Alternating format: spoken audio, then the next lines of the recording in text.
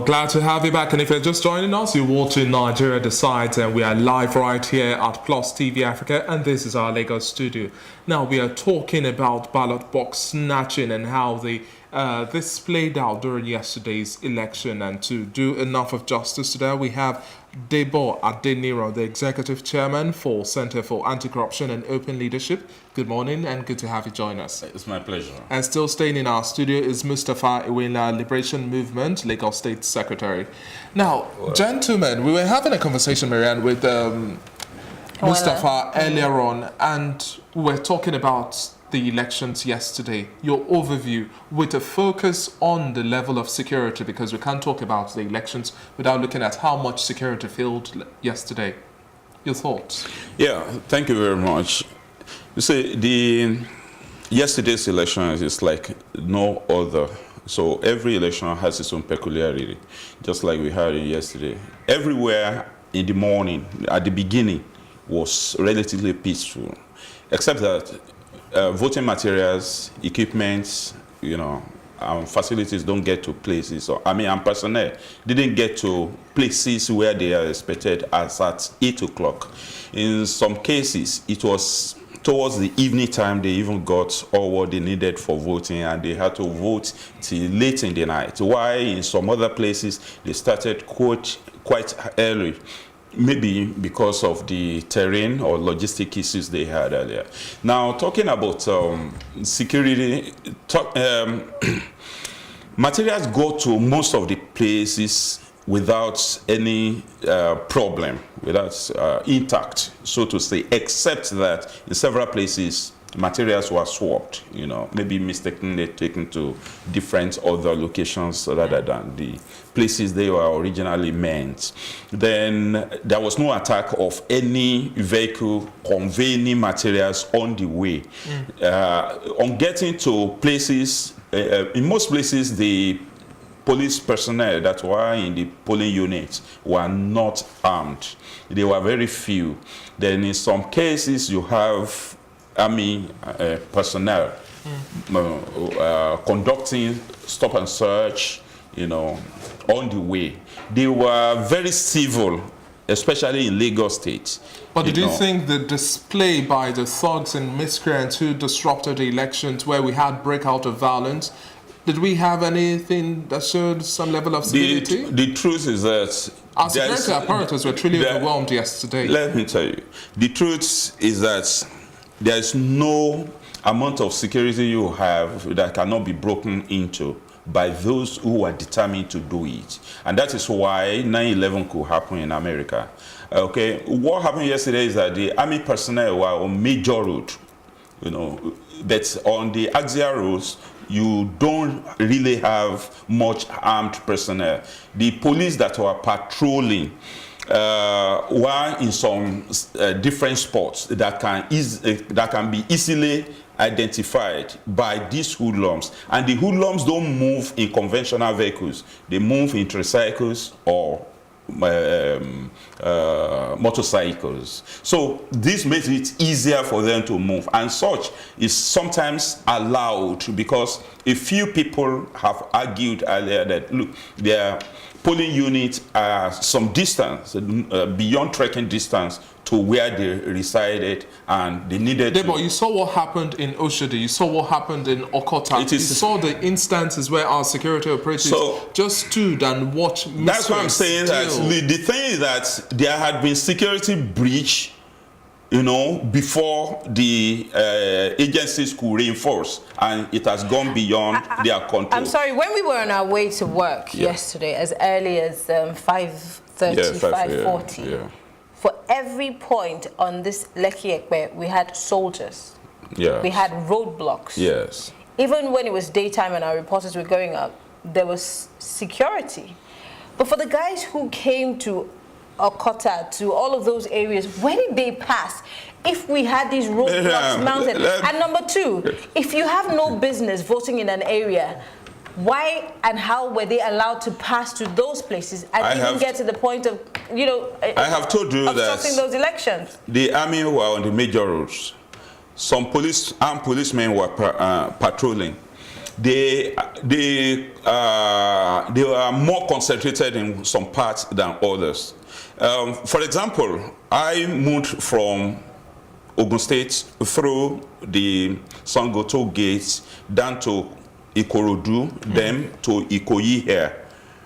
Okay, you find them more on the way to Ketu. And the driver that came to pick me from Ikoyi said he has gone to Epe. He gave me that, information that it is more pronounced in those areas. Why is it pronounced in that area? That is because the security apparatus could have had some information, and in those areas also you only have those who are more gentlemanly in their own approach. Do you think this excuse you are giving is I'm not giving an excuse. I'm just saying that we have what happened in Oshodi, the truth is that they are supposed to concentrate more in a place that is supposed to be been identified as a flashpoint of violence. Quickly, let's also have your thoughts, Ewinla. Now, people go out there to perform their civic duty, go out there, wait in the queue, cast your vote. Some might have stayed back, and a whole lot more. Some might have gone home just to watch how the whole process goes. How would you feel if you were at that scene where you're expected to watch your vote? There are a couple of shots going up in the air. The next thing, everybody's scampering for safety. The whole ballot box is packed together. Yeah. The ballot papers are either scattered or whatsoever, burnt, dealt with, just compromise everywhere. And you see the security agents who are meant to protect you and then protect your vote are either not missing or they are present and standing helplessly. Well, Do you think? You see, the sad truth is that. I'm relating it to Debo's stance where he says there is a breach. That's not enough explanation for me. It's not a matter of whether there's a breach or not. For me, it's a matter of the security operatives were not on top of their game enough.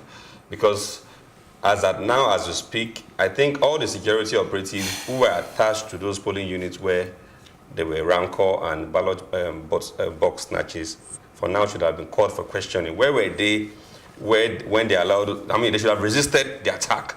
And some of them have appeared in videos and pictures, so if there be needed evidence, this could be pointed to.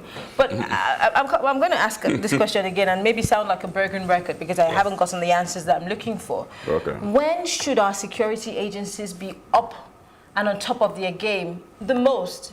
Should it not be when you're having something of this nature, knowing our antecedents, knowing that we don't necessarily have free, fair, and credible elections, devoid of violence?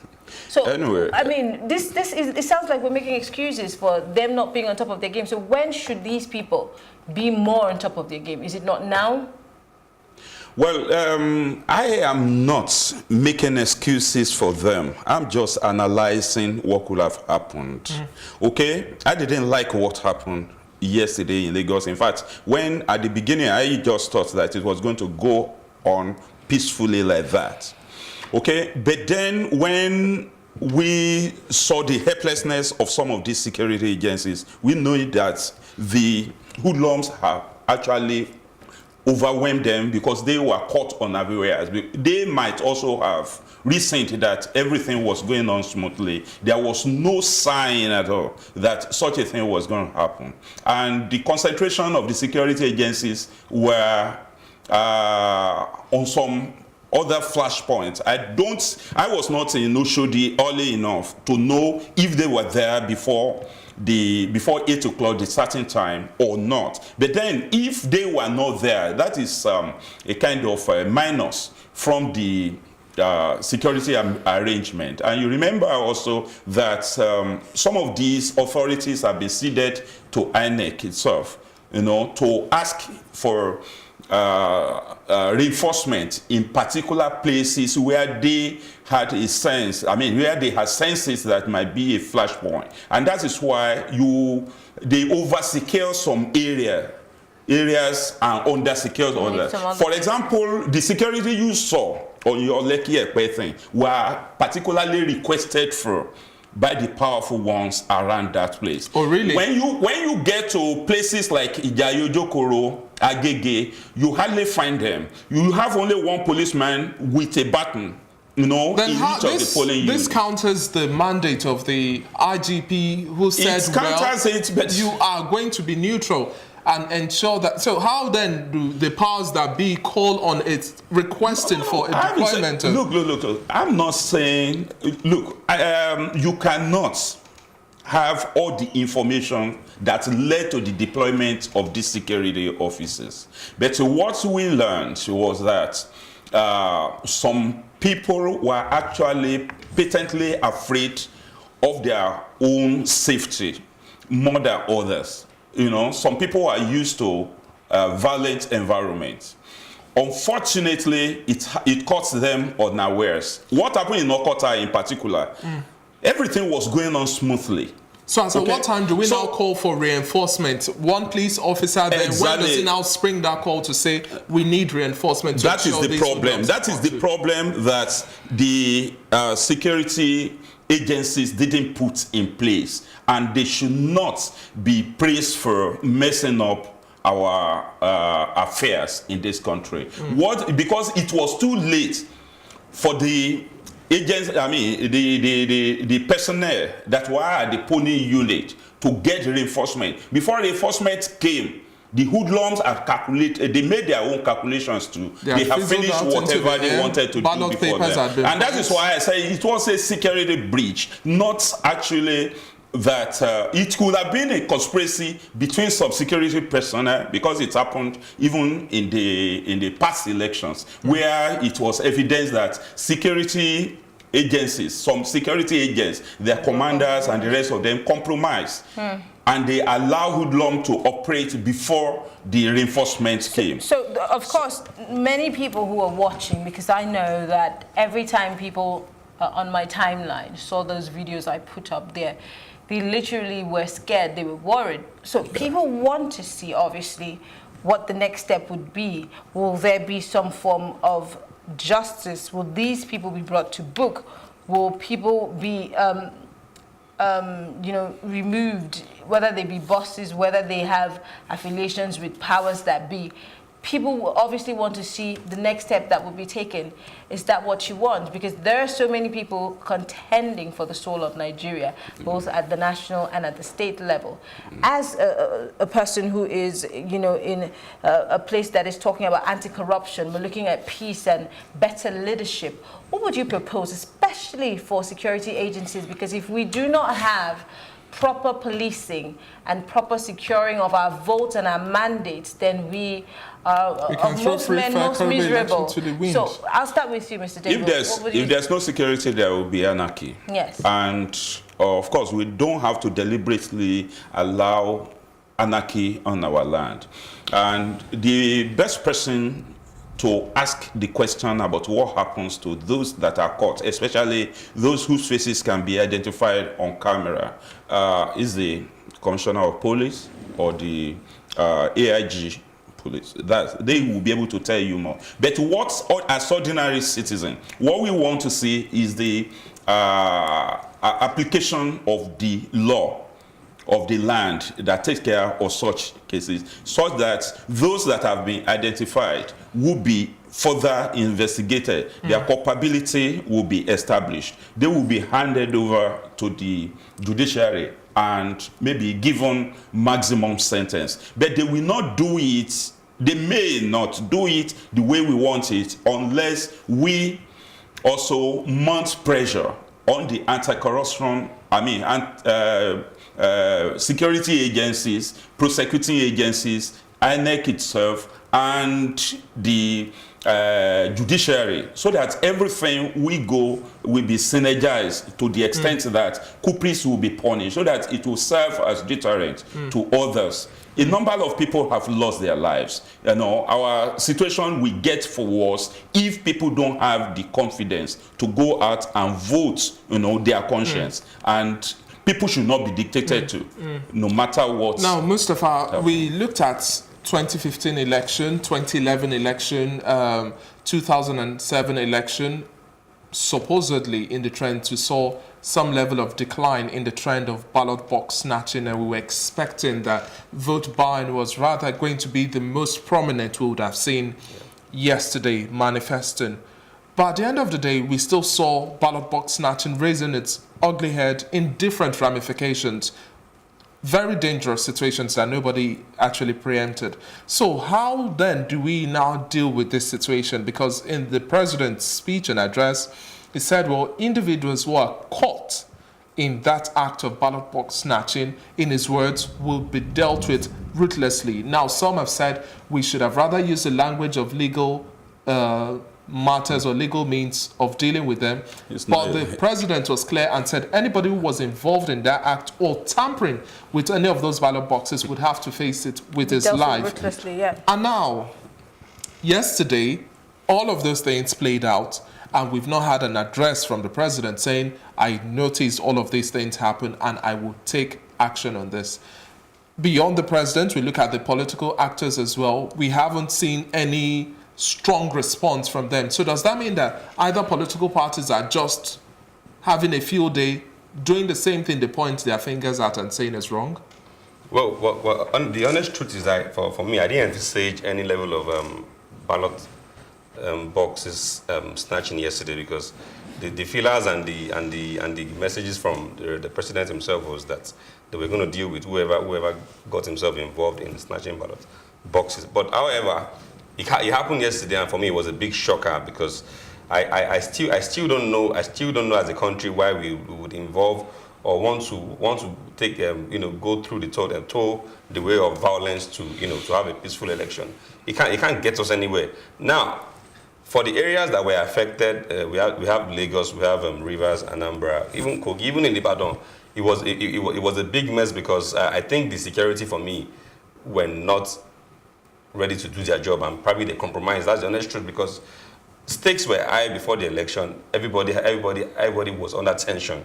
Yes, because we know that, of course, even in the last election, that was 2015, the record of ballots, we didn't even record a lot of ballot boxes snatching as much as recorded yesterday, which even despite the president's message that they were going to be seriously dealt with. So I think that for such things to be prevented in the forthcoming election, which coming up in a few weeks, I think the INEC as a body and security operatives needs to have probably a call for an urgent meeting and profile ways to prevent such things from coming up. Because one of the things that happened yesterday was that many people who saw those videos online, well, of course on their tabs and all that, it formed a level of voters apathy, because some people even lost interest from coming out to vote. Because I had a co-neighbor who saw the video, and she was on her way out to vote, and she saw the video in the court, and she said she's no more going out, because a lot of people got fighting by such instances in different locations. So talking about trends, as much as we're talking about ballot box snatching, we saw a twist in the trend. It's no longer snatching the ballot box and thumb printing. It's burning the papers. Exactly. It's wasting the energy of the people. It's just truncating the process. The truth is that no winning party will want to burn, or destroy ballot papers.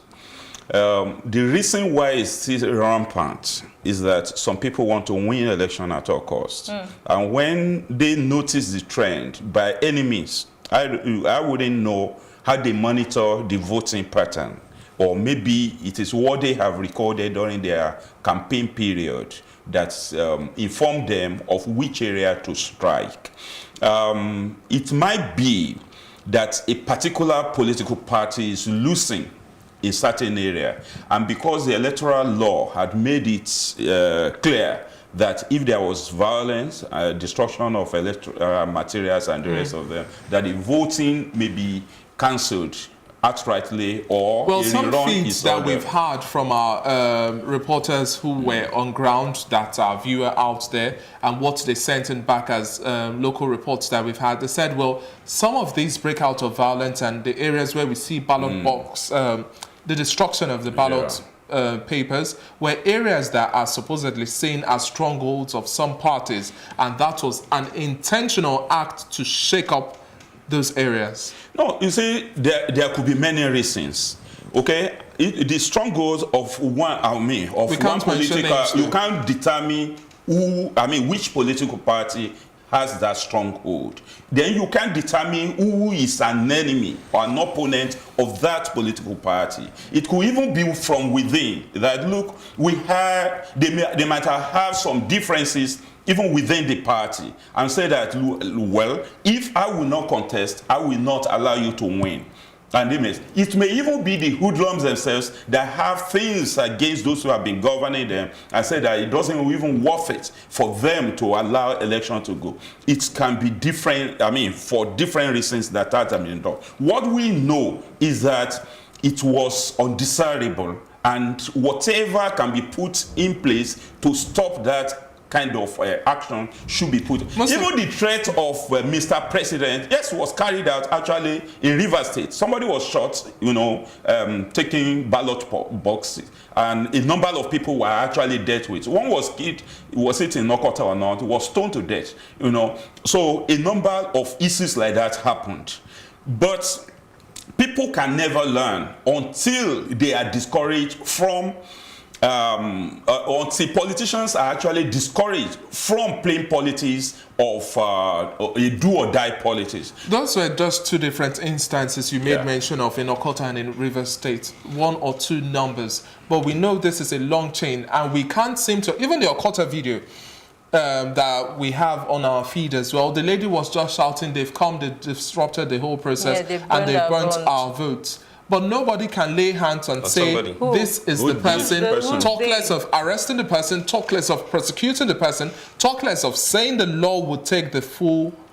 You can't say that's the biggest problem. For me, as we sit here now, by now we should have names of people. Arrest done, and then the legal means takes. My brother, what happened in River? What if there are people that are not from that community? How do you identify them? In fact, if not for the video, the man who was being stoned, it's just because maybe he was a bit famous and people knew him. Famous for whatever reason. But most of them are not ghosts, they are human. Yeah, but most times they are not necessarily from those communities. So how do you say, oh, I know this man, or how do you name him? He might just be somebody with a face. You see, my own problem is that sometimes we are too much in a hurry to get a result from our what we desire. Let me tell you, it doesn't mean that those people will not be caught. You remember what happened in Ofa during the robbery. They went away. Nobody saw their traces until days later, when the video, the CCTV, footage revealed faces of some of them, and some of them were actually arrested. They were after they were identified and they were charged and all that.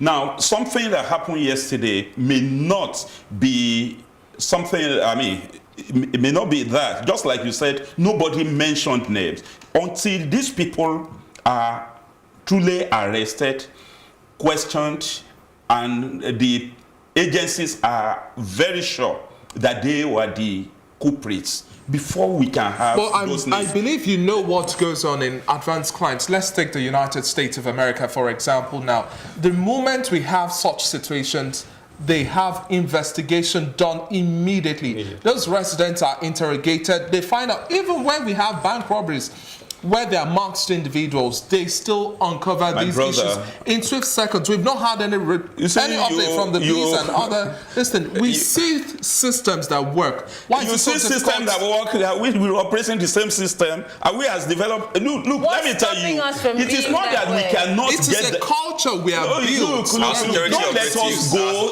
Don't let us make all of these flashy examples. Okay, the truth is that there are some crimes even in the USA that are never, that were never prosecuted. Xenophobia happened in America. How many people were arrested? But when you see some isolated cases that were done promptly, you say that, that is the standard. It is not standard world over. There's no one size fits all in the investigation. There are some investigations, even in America, that have been going on for hundreds of years. Corruption cases, for example, go on meticulously for years. But if you have adequate evidence, of course, if somebody is caught in the act, the name will come out immediately. because they have system. But then don't talk about the system that works.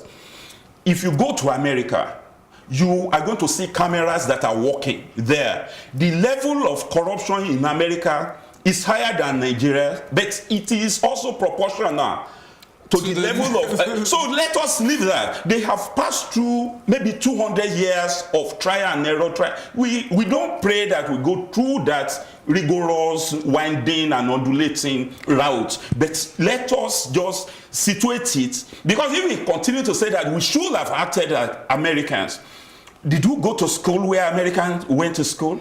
So let us leave all of that. Let's move away from America. I believe that some culprits have been brought to book. What we are saying is that any beneficiary of electoral violence and electoral fraud should be given maximum penalty that will deter others from embarking on such expedition in future. For now, the law is too mild on those who committed electoral malpractices. Hopefully, Marianne, before you add that, I hope that if we had cameras also put in place, then it could actually catch the marine spirits you talked about in River State as well. Of course. I think by now, even INEC should be thinking of doing such a thing whereby every polling unit should have a camera. My brother, apart from the camera, in Abuja, let me tell you what happened in Abuja. Cameras were contracted out. Carcasses were put on the streets. Kako identified it. We were about being taken to court before we supplied the proof that there was nothing to record anything in those things that you see. You see solar panel, you see something that resembles camera, nothing inside. Okay, so this is, that's why I tell you, this is Nigeria. We are still developing a culture of honesty. We are not there yet. And if you see the conspiracy of the elites against the masses, it is so enormous. They will not allow you to have the kind of education that will make you identify their lies, to puncture all the lies that they have cooked up for you. They will not allow your laws to pass through the legislature easily, because any law that will protect the poor will be killed before it sees the light of the day. And this is what the masses are supposed to fight against, so that they will be able to dictate what laws their representatives make, what amendment to be done to the existing laws that will satisfy the need of the majority of the people. The poor in Nigeria are in the majority. The poor in America is a rich man in Nigeria. So all of these things should be put into consideration when we argue about how, speed Mr. Davis, of our governance. All right. Yeah. How do we, because I believe that before you even get to a point where you want to effect change, it has to start somewhere, which is our mind. Yeah. And of course, he's tried to touch on that, the fact that, you know, the easiest and simplest of things we're yet to address is how much more compare ourselves with America. I am not one to want to compare us with America, but how do we get that mindset change, that character reformation? How do we get that? I will tell you. For this, you see, for this country to function properly and for things to work properly in this country, Nigeria as a country, they have to be. Even we as a people, is a mindset thing. We have to be ready to see a country that works. Then the type of reactions we give our leaders then goes a long way. For example, this is 2019 election. A lot of feedbacks these people get, and most of these feedbacks they get are from we the followers. If we the followers decide not to go their route and say this is what we want, then they have no choice but to dance to our tune. But then at the same time, it is not always very easy, because we are at the lower end. Those are the upper end, of course, have a lot of, most times they are the one that calls the shot. But we as the people, we have a lot of things that we can do to change our entire mindset such that we can see a country that works, particularly in election. Even, for example, yesterday we had an account of vote buying in different places, where even particularly in Abuja, where they were buying vote for 3,500 naira. Some reports 1,000 naira. 1,000 naira. My brother, this has to do with the people. My brother, it is not as simplistic as that, because when you want to right a wrong that has been in a system for so long, you have to change the entire system. But you cannot change it in one fell swoop. You have to start from the start. Look, our educational system had not helped our administrative system. And that is the reason why it is difficult for anybody in the present administration to pander to the needs of the majority of the people. Because people want food. They want good education. They want good healthcare system. They want good housing system. They want to be well cladded and all of that. How do you get it? You need to reorientate our political leaders. But those who are used they are used to enjoying illicit wealth will not do any legislation that will remove that source of convenience for them. All right. You have to go back to the educational system. Otherwise, you have to engender a revolution. It may not be the bloody revolution that all of them are afraid. The reason why they are afraid is because of the accumulated wealth that they have. Mr. Debo, we'll have to come back and continue this conversation, but we have to wrap it up here for now. It's still Nigeria Decides on Plus TV Africa, and we're talking about the aftermath, or rather the things that happened yesterday during the elections, especially the issues of violence and how we could have maybe somewhat averted it or not even allowed it to happen. We'll be right back after the break. We want to thank you very much. Debo Adeniro, the Executive Chairman, Center for Anti-Corruption and Open Leadership. It's been a pleasure having your input on this matter. My pleasure. And Mustafa Iwela, the Liberation Movement Lagos State Secretary, thank you very much for your contribution so far. Well, when we come back, we'll be talking about ballot box snatching and how to address this menace. We'll be back with other hard talk. Don't go anywhere.